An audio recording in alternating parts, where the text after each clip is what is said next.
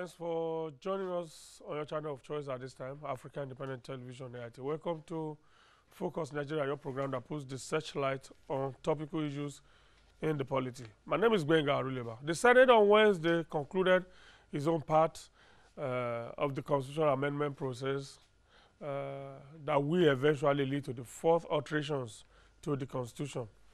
As expected, the proceedings threw up a lot of intrigues and shocking display and decisions by the senators. For instance, it remains hugely debatable if there are any reasonable reasons for rejecting the 35% affirmative action for women in appointive and elective positions, as was canvassed, the reasons for retaining the obnoxious Land Use Act in the Constitution, thus making it difficult to amend without seeking the consent of all state houses of assembly, remain very skewed, again, despite the nationwide agitations for restructuring.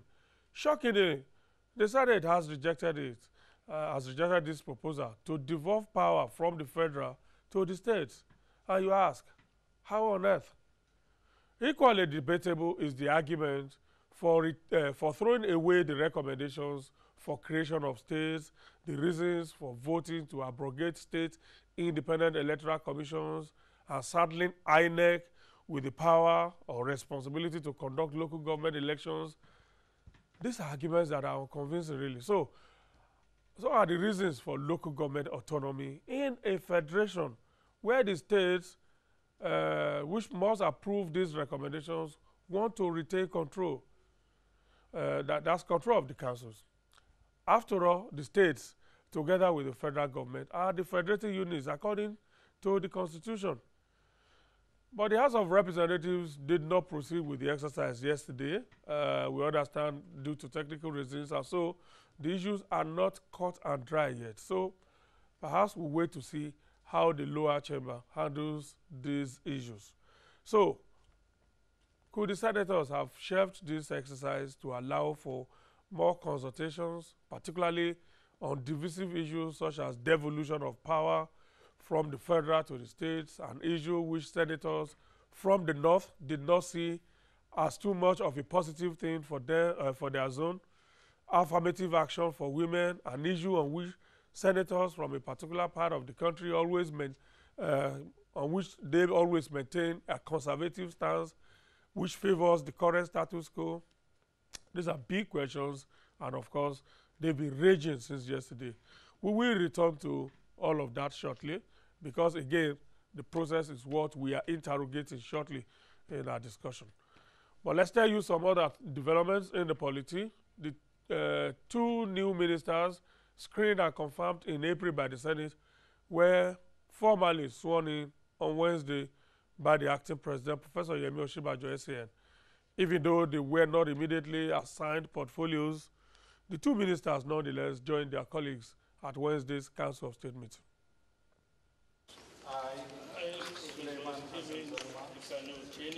Do solemnly swear that I will be faithful and bear true allegiance to the Federal Republic of Nigeria, and that I will preserve, protect, and defend the Constitution of the Federal Republic of Nigeria.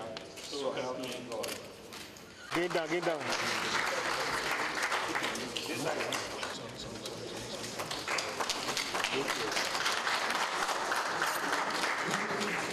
We have just sworn in two ministerial nominees who have now become substantive ministers of the Federal Republic of Nigeria, Professor Stephen Uchenni and Alhaji Suleiman Hassan.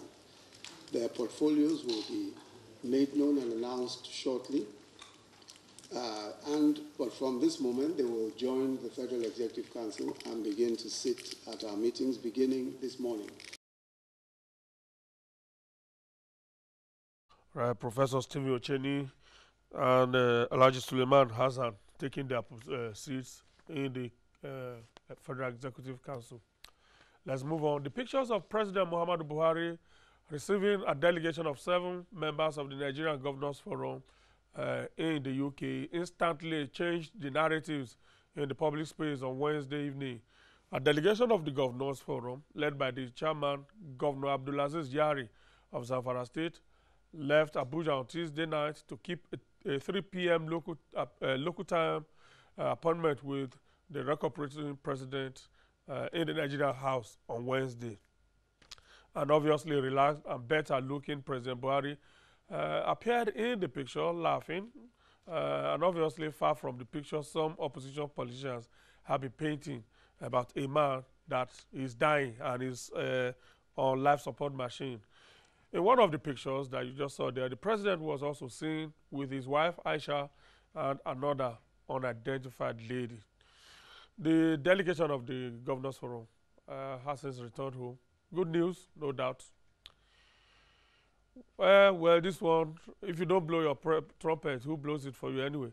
It was one more feather added to the cap on Wednesday when officers of the National Association of Female Students were in AIT to confer yours sincerely with the award of 21st century icon of hope and source of inspiration to the younger generation. That was by the National Association of Nigerian Female Students. A delegation of the national officers of the association were in AIT to present the awards on Wednesday. Diligent service to this nation through the media with transparency and integrity as your watchword is worthy of commendation. Hence, we are here to write your name in gold in the sand of history by virtue of this award about to be presented to you. We wish to assure you that over 20 million female students in Nigeria are very proud of you, and we see you as a role model and source of inspiration to we the younger generation.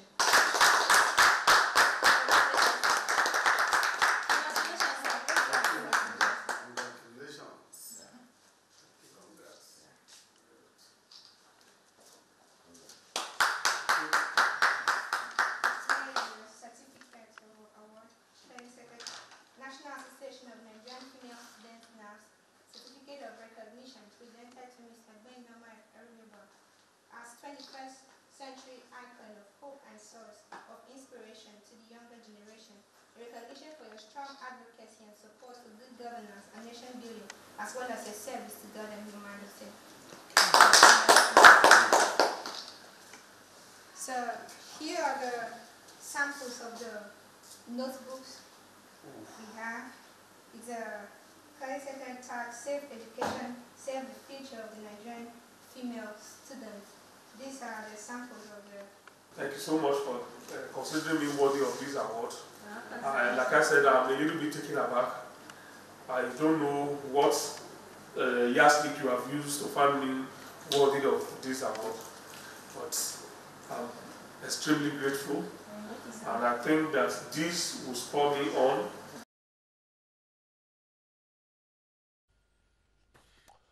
All right, no doubt a call to higher duty, more national service that is.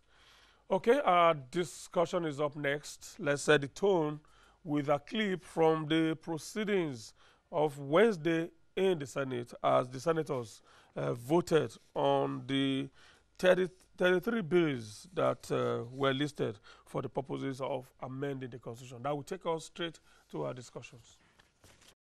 Bill 1, the bill before us, is the composition of members of the Council of State.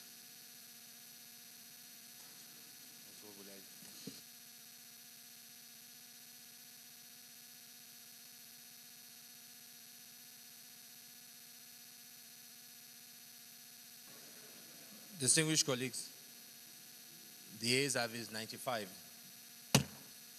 The second bill is the authorization of expenditure.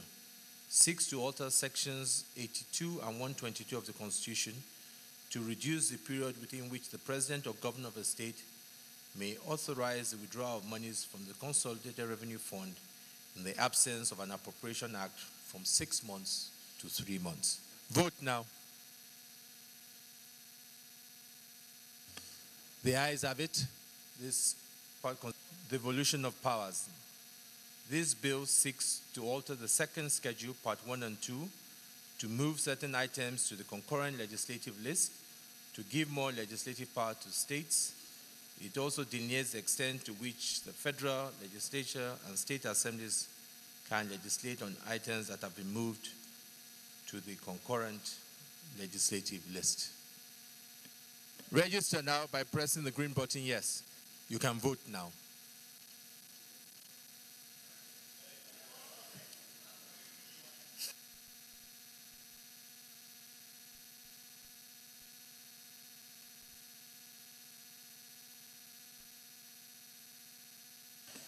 The nays have it. Boundary adjustment. This essentially seeks to alter Section 8 of the Constitution to ensure that only democratically elected local government councils participate in the process of state creation and boundary adjustment. It also removes ambiguities to the extant provisions to enhance clarity with respect to the procedure for state creation. Get ready to register. I'll now wait and I'll tell you when to vote. Vote now.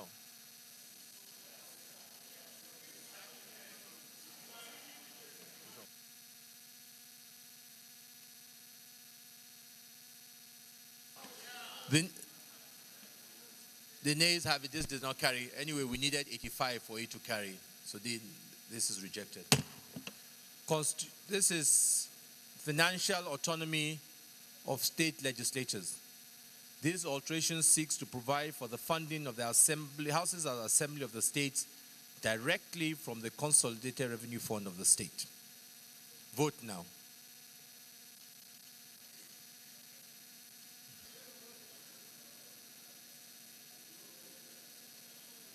Okay, voting is over. Okay. Bill 11. Time frame for submitting the names of minister or commissioners nominees.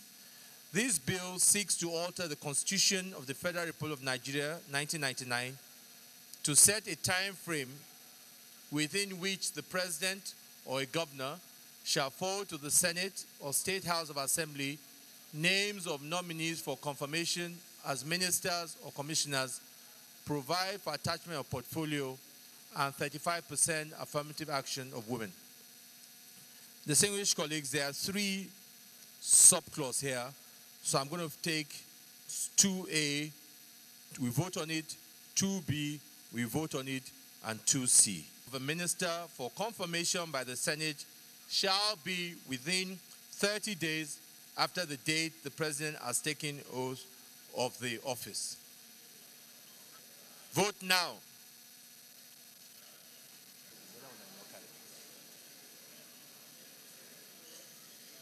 Voting over.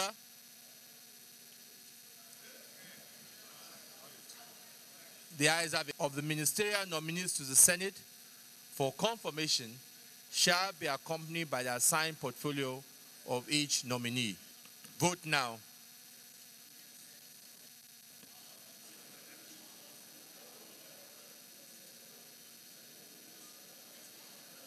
Voting over. Carried. Yes. Wait, not now. Mr. President. Yes. Yes. Thank you, Mr. President. She's protected. I am protected. Order. I am protected. Mr. President.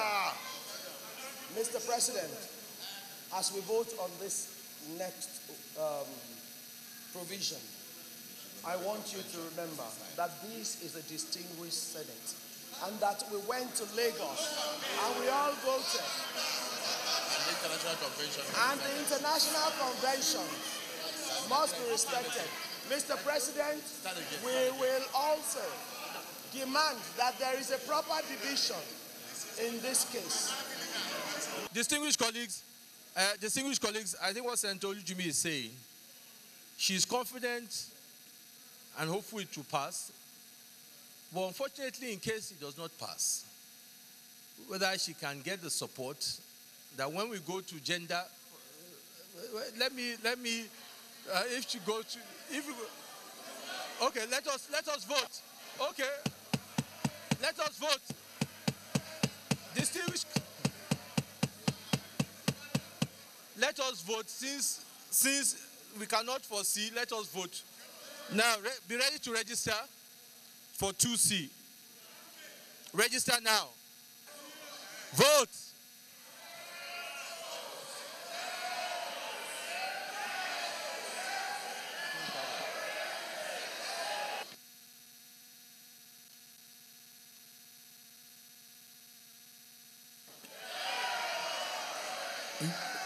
The nays have it. Distinguished.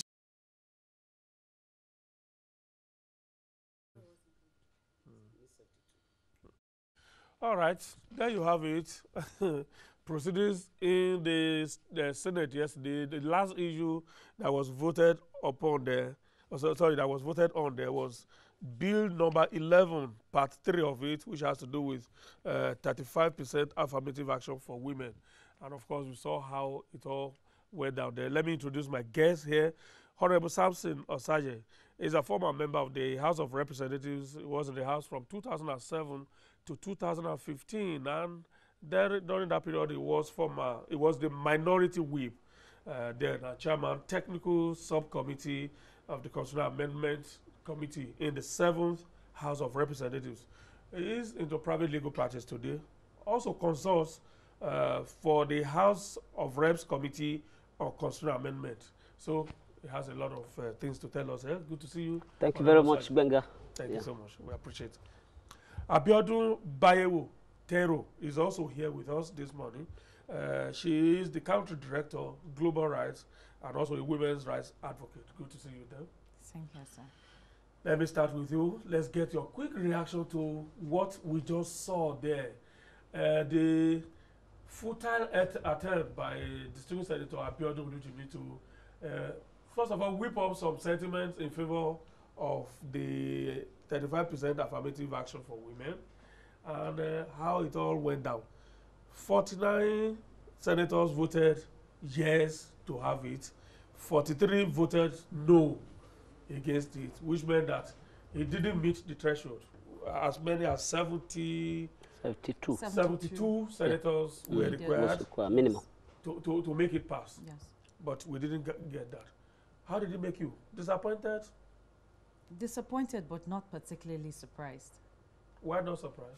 Well, if we have just 7% or 7.6% representing women at the Senate, what could they have done? What could they have done? And we still have not truly met up with our international obligations on affirmative action on the rights of women to participate in politics in our constitution.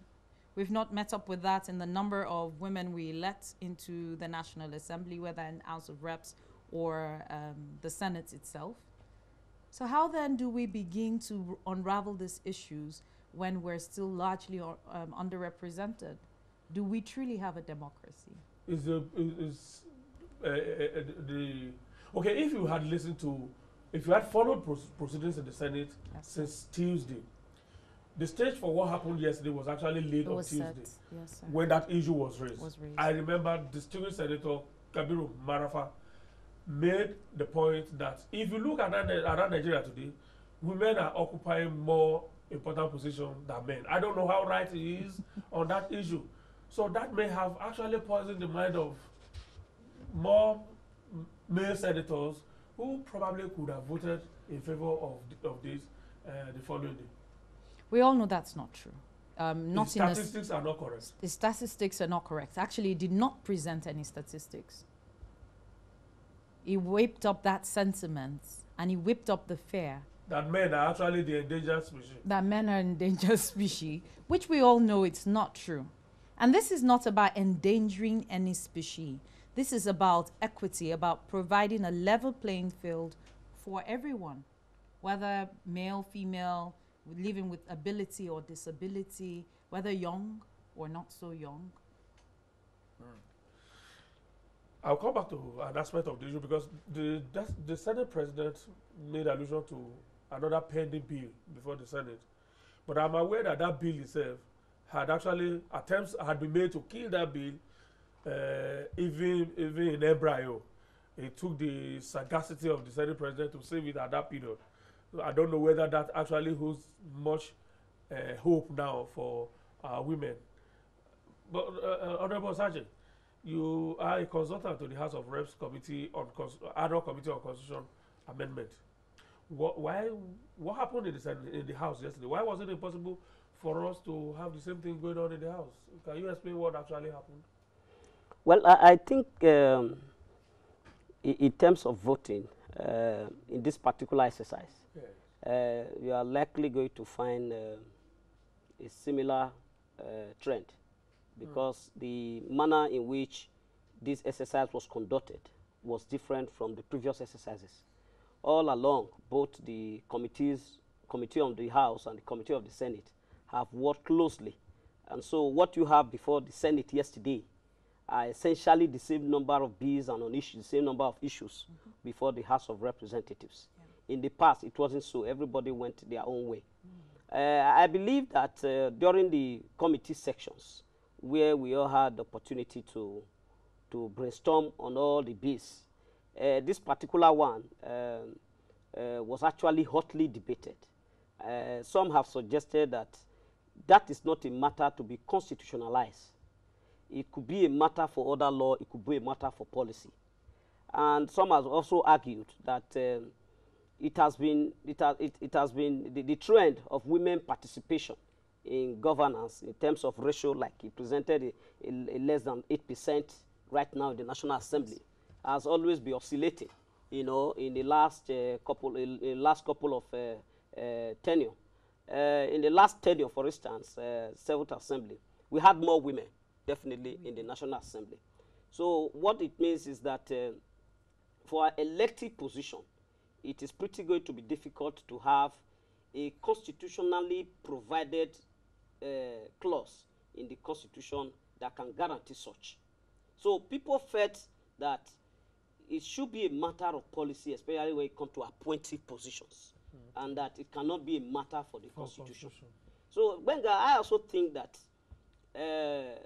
in process of constitutional amendment in any country, what the media should be emphasizing is the merits and the advantages of those provisions that have passed.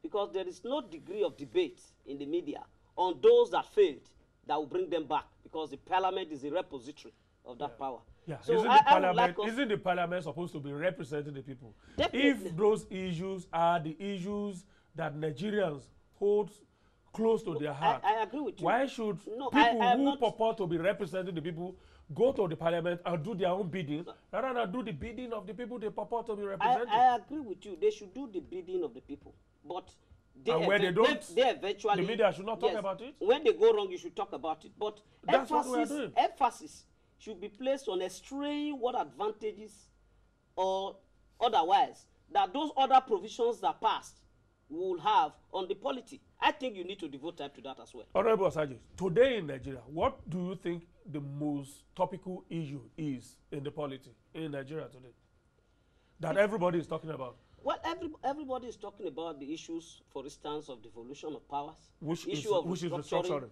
issue of generally on the issue of rule of law, good governance, exactly. And so you agree that the most topical issue today is devolution of power? Yes, one of them is devolution of power. So if we then have elected representatives of the people in parliament, and that issue has come up before them to advance the issues further, and they are saying no to it, are they representing the people, or they are representing some other interest that we don't know? If you want me to contribute further, you can see the trajectory in which the whole thing went. The Deputy Senate President did explain it, I think, to one of the media houses, how it went. It was a divider given our hegemony as a nation. It was a matter of some sections against other sections when it comes to, the issue of the land use act being removed, and they said no. The issue of removing some matters from the exclusive list to the concurrent list. It was a matter of political expediency for some to make sure that those provisions, including devolution of power, did not get the requisite number. It is not as if they did not get simple majority. But the point I try to make is that those are not the only issues that dealt on the matters that are topical. For example, the issue of granting state House of Assembly autonomy is to ensure that governance at state levels are more transparent and more accountable to the people. It's not, that one is not new, and it's not that topical. It's not topical. No, You know no, why no, it's not you see, topical? we are talking You had of done that. issues. You had done that before, and the states themselves said they don't want it. So Nigerians are actually not enthusiastic about agitating for those rights. Nigerians are interested in what affects them directly, not what affects some collection of people. If members in the state houses of assembly don't want autonomy, they don't want to be free, let them remain perpetually in slavery. Who cares? I agree with you, but they are asking for it because it is to the benefits of the people in the state that their state assemblies have the powers to check the excesses of their. They said they don't want to be. No, it was in 6th assembly. We must get the history clear. In the 6th assembly, you know, the number fell short of what was required to pass it. What has in the changed 7th assembly, in the 7th assembly, the incoherent exercise, you know, that thing went through, and that is why it's coming up now. So the point I'm trying to make is that I'm not saying we shouldn't talk about them, but I'm also saying that time should be taken to analyze the various issues. Yes, we will analyze the positive ones. Yes, okay. But we are as Nigerians, we are shocked that these ones that have been rejected are the ones that actually, if you are putting them on a scale, they are the ones that weigh most. Yes. And they are the ones that our distinguished senators, elected representatives are saying no to, and we are surprised. And we want to find out whether they are actually representing us, or representing themselves, or representing some other interests that we don't know. No, in which case, it is time to recall as many of them as possible. Unfortunately, I'm glad we've gone the way of electronic voting, but we cannot tell who voted what. So we'll know who to call back. We must begin to also think ahead. That is also one drawback in all of that. It's difficult now, except if you probably go into their records. Their records, which they will be certain to hold on tight to. Then they didn't release who voted what, which is very important in a democracy. Let me know what you, as my representative, is saying on my behalf. If you're speaking against me, I may want to call you back home. Again, there has been this argument that, unlike previous efforts, the present 8th National Assembly assumed that the issues were already settled. So there was therefore no need to take the process to the people first, for the people to buy into it. Because most of those issues, I mean, at least as far as this 8th Assembly is concerned, we didn't hear of any public hearings, nothing of such. They just assumed that, oh, those issues were settled in the 7th Assembly, let's just revive them, add some issues to it. Even the new issues that were added, the voices of Nigerians were not added to it, like the issue of restructuring, for instance, now. No, that one was... so it remains arguable that these people were not acting on public demand. Well, it's not just so simplistic to make that conclusion. Okay, I mean, tell us what happened. The truth is that the way the parliament works, it's not the way a political confab works, for instance. There are rules that guide the procedures of parliament. What we did in the 7th Assembly was to take the matter back to every constituency. And I can assure you that almost 70% of the issues that are being discussed now were in the 7th Assembly propositions that became incoherent. And of course, you know, the times, part of the things that hindered the exercise of taking it back, what you have done before, was the issue of funding, on how you have to also fund the issue of taking it back to every constituency, every senatorial district. When in this particular exercise. But they budgeted for it. I thought that as much as 4 billion naira was budgeted. I am saying that. Or is it that they don't want to spend the money? They don't want to spend the money. That will not have been feasible now. But the truth again is this: that the National Assembly, you must look at it. Where do they derive their powers from? From Section 9 of the Constitution. The Constitution made it clear that, subject to the provisions of that section, and Section 8, which deals with adjustment of boundaries, the National Assembly shall have powers to alter the provisions of the Constitution. I mean, if two-thirds of both houses, you know, sign up to it. So they have exercised their power. The mode of exercising that power, in terms of procedure and all that, is also within their own powers to regulate, and that is what they have done. So they can choose not to consult the people. No, it is not a matter of choosing not to consult. After all, in the previous two alterations that were made, which were signed into law, there was no public sections. Why didn't they do it this time around? Well, because the dynamics of last year on a particular issue may not be the same. I have told you on that what particular I think. issue. I have told you what I think the issues are. The issue of money that you raise. Funding 360 federal constituencies, 109 senatorial districts would have been too heavy on the economy right now. The position to engage on that. That's my personal thinking. In the seventh house, the budget of the National Assembly was 120 billion. The budget of the entire National Assembly. Yet you conducted public hearings. There was fund for it. This year, the budget of the National Assembly has increased by additional 50 billion. So funding can't just not be the issue. Get it clear. Funding cannot be the what reason you have why in the budget does not translate with what is released to you. You should get this thing clear and so that we don't misinform. What you have in the budget does not funding. I know that the National Assembly. What you have in the budget cannot translate to what is released. So there's issue of budgeting. Yeah. There's also issues of funding. So these are two different issues. There is the issue of political will. I agree. Yes, which was definitely totally lacking. So you cannot. Now, if they had wanted to go, they would have gone.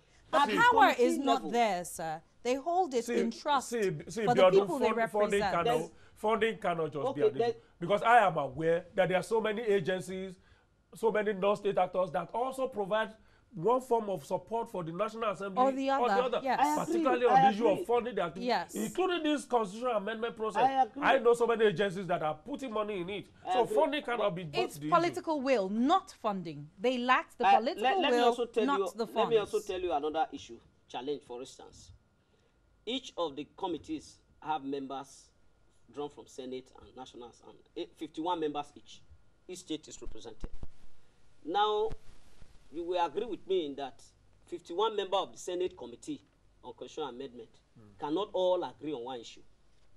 Now, if 51 members of all the Senate committees goes to a retreat and maybe majority of the committee members accepted a particular provision, don't forget that you are having over 60 members back who are not members of the committee that are going to be presented with the matter on the floor of the House. So if you remove the members who did not agree at the committee level and probably still want to carry it on to influence their voting, together with those who never even participated in the process, you are likely to have some of these surprises. In the parliament, there is no law that comes out the way it goes in. So that is why you normally have surprises when voting comes out on certain issues that you think are so popular and that they must go through the parliament. Don't also forget that the Nigerian legislature is comprised of a disparate range of people from different background, culture, political tendency, and so on and so forth. These are issues that are bound to happen. But I want to assure you, for instance, that it is possible that as we progress, these issues will gain traction, and someday they will just succeed. So it is not enough to carpet the legislature, hook, line, and sinker, because one item on the amendment document feed or the other. Let's continue to look at those that have I'm just wondering how much of time we have on our hands, how much of time we can keep buying, particularly because the agitations for restructuring, agitations for secession, agitations to break away, as we have it now, are definitely higher than we have ever had it yes. In the 7th Assembly, in the 6th Assembly.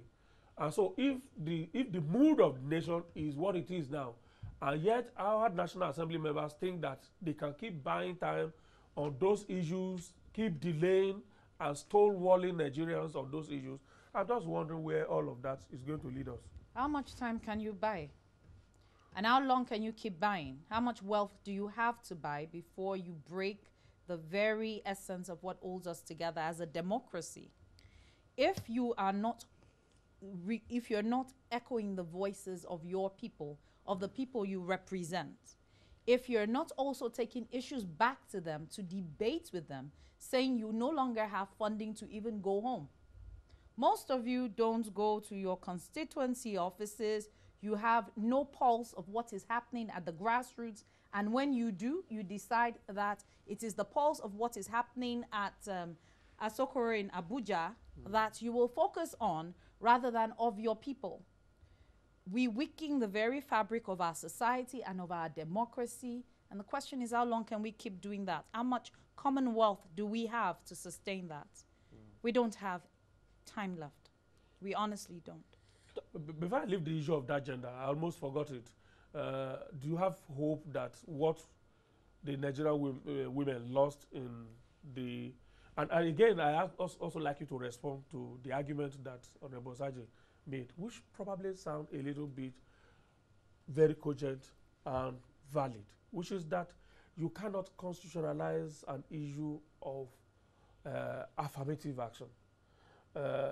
Is it not better to advocate that we have this through policies or through other laws that is easier to amend by the National Assembly rather than through the Constitution? Because once you constitutionalize it, it then makes it very difficult to amend. So you need 40% If tomorrow you need more than 35%, or if tomorrow, we are talking of women now, if tomorrow the table has turned and it is men that have become endangered, and then you need to do something about it, and then the women are already in control and they are saying, no, you oppress us for over 100 years.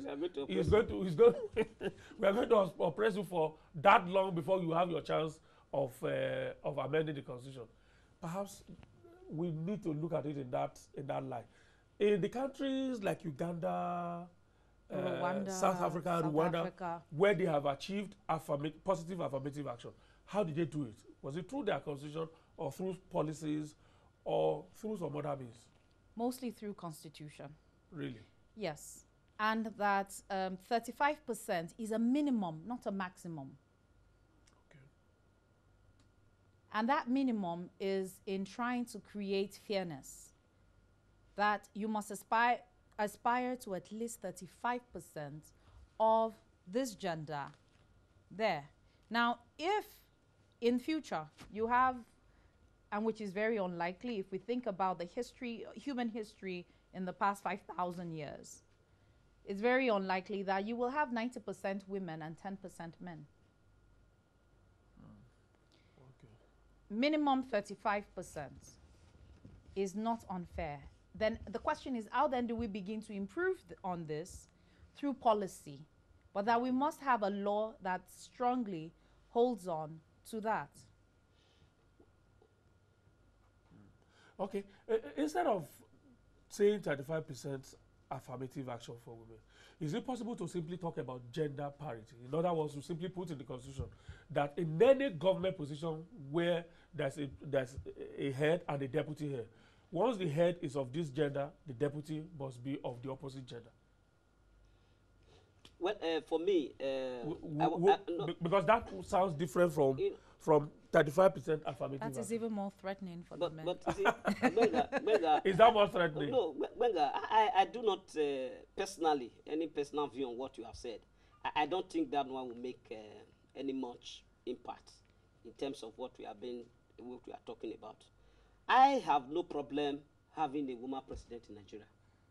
I am here, for instance, to tell you that the process of constitutional amendment is done in the House, in the National Assembly. It's not that the men hit the women just the way it is being presented. The point we need to understand is that if you talk about Rwanda, South Africa and all that, you cannot tell me that their constitution is in pari material with everything we have in our own constitution. For example, we have a constitutional provision which talks about discrimination. It's a fundamental right. It was canvassed at one of the retreats that to make that provision in the Constitution will amount to discrimination against men. So, you see, what I believe is that there are certain things we can manage with other legislations. If that gender equality bill, if it becomes an act, yes, we can begin to advocate for its implementation from time to time. And it is easier to amend if the need arises. And if the need arises and you need to amend it, for example, who would not like his wife to be a minister? Many men. No, it's not. Okay, some men will. No, some men will. But even in parts of the country where we think that women are not to be seen outside, we have seen credible women coming out to hold positions. Even in parts of the country where we think that women, we don't hold such a view, we have also seen women coming out to hold positions. Some have behaved abysmally below the expectation. Some have behaved well and have distinguished themselves as well. So for me, the issue of performance in a public office is not about the gender. Okay. It's about the individual person. And I believe that on this score, the National Assembly is not to be, chided, up to heavens, because there is still an opportunity for them to make other laws that will address the issues that are your fears. And you need them. And lawmaking is about lobbying. You just want us to be massaging the egos of No, because you need them to make another law. Whether this National Assembly, if they don't make good laws, we will vote them out in the next election. Out, and other people will come. After all, it is not the 100% of those who were there now that were there in the last house. I was there in the last house. I'm not there anymore. You weren't voted out because we were not doing well. But people will tell you I didn't do anything at all. Benga, you know me, but people will tell you, if you go on Facebook in the last 3 days, they will tell you I did nothing. Like she was saying, some of us don't go to their constituencies. You are right, but not all. That does not now mean that generalization should just be used, that tape should just be used to carpet everybody. We are always guilty of this fallacy of generalization. So I think, Terry, we should understand the fact that lawmaking has its own. It's a process that one needs to understand. Unless you are on the driver's seat, you may not understand. Even the proponent, even the presiding officer may want a matter, like the Senate President or the Speaker, may be interested in the matter going through. With the kind of electronic voting that was going on yesterday, he can't manipulate it. He can't say the I have is by just mere voting. So it's a complex process. It's like even during elections. You will be sure as a candidate that you will win the election, but sometimes you are voted out. Not necessarily sometimes due to manipulation or rigging. Sometimes you just one or two things you may have made one or two errors few days before the election, and the public turn their mind, and you lose a substantial vote, and you are gone. It's the same thing. It's a process that you need to understand.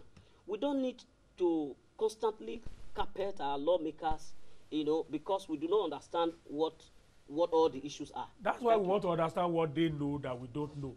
For instance, I'm interested in why they think, for instance, that it is in the best interest of Nigeria for the Independent National Electoral Commission, INEC, to be the one that will conduct local government elections in the mood that the nation is now. Well, again, if you want me to react to that, that has been on the front burner. Let me also tell you one thing about the Nigerian polity. The circumstances of the moment is actually what determines what the issues are. You understand that since President Muhammadu Buhari took ill, the mood of the nation has changed. And issues that ordinarily should not arise are arising. Those that were topical before then are no longer topical, because people want to take political advantage one way or the other. You must understand that clearly. Now, the issue of scrapping SIEC has been on the lips of majority of Nigerians almost since 2003, 4 years after we entered this republic. And the reason is not far-fetched, is that when a particular political party is in power in a particular state, you do not expect that another party will win any single seat in any of the local government councils. But of course, you know that given the dynamics of the human nature, that can possibly not be a correct situation. So that has also been a topical issue in time past. So that it has not been dominated by the issue of the structuring. The issue of the president is not well. Does not mean that the mischief is no longer there. So if it is intended to strengthen governance at the grassroots level, and the lawmakers have so voted, why don't we experiment it? After all, people are asking us to go back to 1963 Constitution. The question I asked myself was that, why did we jettison it in the first place? Are we not the same Nigerian? Are we not the same people? It is because we have also experimented this presidential democracy. Now we are now thinking of parliamentary democracies. So it looks like it is not, the problem is not in the laws we have made. The problem for me is not in the constitution that we have fashioned. The problem is in us, who are the those who are supposed to implement the constitution. If we implement 60–70% of the current constitution of this country, and Nigerians are law-abiding, leaders are responsible, responsive, and accountable to the people. To be honest, some of these agitations about restructuring succession will not arise. That's the way I see it. All right. I'm not so sure it's only gender issues you are interested in. which of the other? Because for me, it is the ones they didn't do that I'm interested more. No, I'm not interested in massaging anybody's No, it shouldn't be. At a later date, it shouldn't be. At a later date, we'll come back to we the should look at the ones. issues that have been discussed. But for now, I am more interested. Why? You are supposed to be a moderator. You should let us look at all the issues. I am reflecting public mood. If you I'm want me to not be a member of the public. You want me to? You have an interest in this issue. No. You are not just a member of the public. I'm a member of the public. The issue of the local government, for instance, that are raised. The issue of do you think the senators have acted rightly by scrapping state independent electoral commissions? I don't think they have. Considering the fact that this is a position they are going to take and sell to the State House of Assembly. Do you see this position succeeding? So how then do we begin to talk about Nigeria being a federal system? What powers do states have? If we say the institutions are weak, do we kill them or do we strengthen them? Yeah. We've not faced the issues of strengthening institutions so they become independent. But rather, once we decide they're weak, we kill them off. We decided a while ago, this is not about the Constitution, but we decided a while ago that the police was too weak to fight corruption. We came up with ICPC, FCC, every CCC, and everybody CC. We have so CC'd the police that we've lost focus on strengthening that institution, that those could have been departments of the Nigerian police force, of the intelligence units, if strengthened. Yeah. Or financial crimes units of the police, if strengthened. Yeah. Once it is weak, we kill it. But unfortunately, we forget. In this country, then we take components of that institution to go and build a fresh institution. We build a fresh EFCC monster. Is made up entirely of police or substantially of police. We build a fresh monster. We fund a fresh monster. Then we say we're broke. Then we say it's not working. We need 3 other monsters to take the place of that monster. Till we begin to focus on strengthening institutions and their independence. Benga, I have a short contribution to that. I think you and I are responsible for this. How so? When I mean you and I mean those of us that agitate for changes. We are constantly agitating for changes. We are not patient enough to allow a system to run for a while. Now, when you begin to hit up the polity agitating for a change, for example, the police have been so maligned, they are corrupt, they are this. It is the pressure on government that the police is corrupt, they cannot be trusted, that have forced the system, the leadership as at that time, to say, okay, if we must fight this monster called corruption, then we must create a separate agencies. Meanwhile, you are not bringing angels from heaven. No, you're not. You take the personal so it is pressure from the society that also influences government sometimes to even do the wrong thing. The truth of the matter is that we must build institutions. Leadership must have strong political will to insist on the development and longevity of institutions, transparency and independence of institutions. Precisely. But if they succumb to public pressure that comes from different quarters, there is no way they will not be want to change direction and create a fresh establishment out of an already establishment. Meanwhile, the canker worm is still going on. That is the truth of the matter. That is why I say you and I we are responsible for all this. Let me read some tweets. Osebo Bear says 35% females. AA, I don't think even the female folk need it. Take instance when a female contested for president. Only one vote. AK Sebastian Jr. How can the change of the Nigerian police force to Nigerian police strengthen the agency to carry out its functions effectively? That's one of the changes that were effected. Just removing force from the that one was a matter of semantics. Abdulkadir London Metropolitan Police, New York Police. Your guess is being economical with the truth and defending the National Assembly diplomatically. Those senators, okay, let me leave that. AK Sebastian, it's hypocrisy to vote yes to immunity for lawmakers and nay to devolution of powers and 35% of women appointment. The Omogbola and Bab CFR. The Nigerian Senate has shown some commitment in some areas of our national life. However, Nigerians demand more commitment. Yes, demand more. Okay, we should take what they have given us and then demand more. Exactly. Not complain. You can complain, but demand more. Don't cut off their head. Dele Jackson Mensch, Ogagwega, is like the Aida and Jaka have started realizing the jungle community is gradually becoming more informed about governance. Civil service, still another controversy. But Harcourt Boy says, how can federal conduct local government elections? Where is the autonomy? Who will fund it? You know, the question is whether actually that is in sync with our federalism. With our federalism. You see, the truth is that And what then becomes the federating unit? Is it the federal government and the local government scrapping the states? Let me tell you what I know goes into the debate, because in this matter, I am only I midwife the process. You can only advise. I can only advise. I'm an advisor.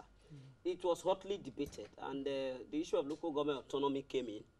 You know, that local councils should create their separate accounts into which their money will be paid, and then state assemblies will make law to put teacher salary on first line charge, you know, so that teachers don't suffer. So there are some of the arguments here and there, and the majority have it. And you know, it's voting. It's not a matter of individual decision. When you have to vote, sometimes what you wish may not be the outcome.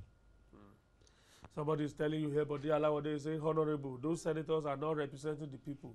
And Okpeyemi Yek says the ongoing constitutional amendment is a routine modus vivendi and modus operandi of the NASS since 1999. Mr. Bassey, please, how much time do these legislators need? How can you reject power devolution and still call yourselves representatives? Who are you representing? We all need to teach these people a big lesson. That was quite shocking, though. Huh?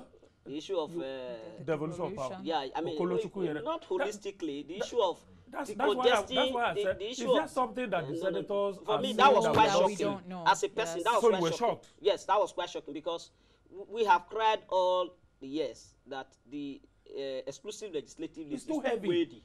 In fact, even the last provision in that exclusive legislative list says, even in the concurrent legislative list, where both state and federal have powers, the last statement there said, if any of these issues is being legislated upon by both the state and National Assembly, the National Assembly shall have superiority. Which means, in terms of both the legislative and concurrent, the National Assembly has, you know, superiority. So I expected that issues like agriculture, stamp duties, road safety, exactly. What will the state lose? Federal government don't have any need. But I'm sure. Where is the federal government land in Nigeria? Sure, well, let me tell you the way parliamentary procedure works. That it is gone now does not mean that it is dead. There's a provision in the rules of the House of Rep. I know I have not been to Senate, that you can reintroduce a matter already voted out, you know, and debate will be commenced on it again. Even if it's it has to do with constitutional amendment. Yes. There is a provision in our rules in the House of Reps on amendment of constitution. The procedure you will follow, even if in the last assembly it was rejected or it was voted out or it was not concluded, you have to reintroduce it. Maybe not in this house, but in the next one, because it's a matter we need to accept, you know, as a must for us to devolve some of these powers. You know, why will agriculture be on the exclusive list and all that? So, and I still don't also understand what any state stands to benefit if you keep retaining the Land Use Act in the Constitution, and when you need to amend it, you have heard the argument behind it. You see, academics will do a research and tell you and apply some theories to explain certain things. It is seen in the light of resource control agitation. I see. And that if you allow it, those who own the land, Oloibiri, will tell you, oh yeah, share development, leave my land. My government. But what we are saying is not to abrogate the Land Use Act. No, but it is to remove it from the Constitution. And so the National Assembly can at any time amend it. The thinking of the opponents to it is that if that happens, it makes it easier to amend the law. It is not easy to amend the Constitution. So these are the issues. And I'm sure someday they will gain traction and then things will change. Just a little education. If there's any matter that failed in the Senate and it succeeds in the House, they go to conference. Okay. It is possible because only one position we have to go to the states. Exactly. Okay. It is possible for it to be resolved at this conference. Okay. It's possible. Okay. So that is why I am saying that the attitude now should not be we must condemn them, stone them. Exactly, because they are there. They are your legislators now making laws for you. Your passing comment. My passing comment is that we must remember that. It can also be an appeal to them. We must remember that, one, this is a federation and this is a democracy. And if you're not representing the people that you claim to represent, you are out.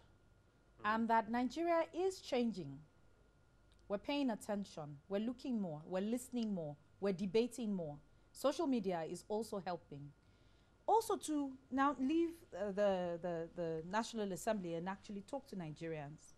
The not too young to run bill succeeded because of the pressure that was mounted around it, of the coalition of being able to create that force from the grassroots to say you have to pass this bill. This matters.